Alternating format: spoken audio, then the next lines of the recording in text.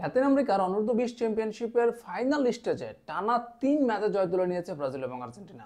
আর এই টানা 3 জয়ে তারা 2025 ফিফা অনূর্ধ্ব-20 বিশ্বকাপে খেলার যোগ্যতা অর্জন করেছে। এই টানা তৃতীয় জয়ের পথে সর্বশেষ ম্যাচে গত রাতে ব্রাজিল 3-1 গোলে পরাজিত করেছে প্যারাগুয়েকে, আর্জেন্টিনা 1-0 গোলে পরাজিত করেছে কলম্বিয়াকে।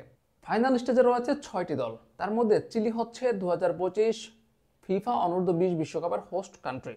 চিলি ব্যতীত বাকি যে 5টা দল রয়েছে সেই 5টা দলের মধ্যে 4টা দল বিশ্বকাপে খেলার যোগ্যতা অর্জন করবে। তো সেইখানে ইতোমধ্যে ব্রাজিল এবং আর্জেন্টিনা সেই জায়গাটা নিশ্চিত করেছে টানা 3 ম্যাচ জয়ের মাধ্যমে।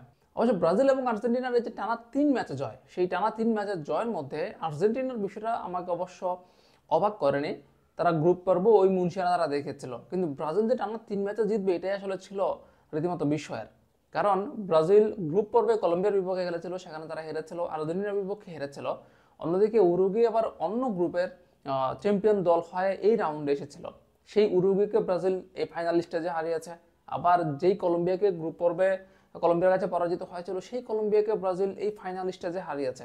তবে সর্বসাকুল্যে ব্রাজিল 2025 বিশ্বকাপে খেলার যোগ্যতা অর্জন করেছে। এখন ব্রাজিল এবং আর্জেন্টিনার মধ্যে লড়াই হচ্ছে এই আসরে চ্যাম্পিয়ন হওয়ার। সেই চ্যাম্পিয়নটা কে হবে, ব্রাজিল নাকি আর্জেন্টিনা?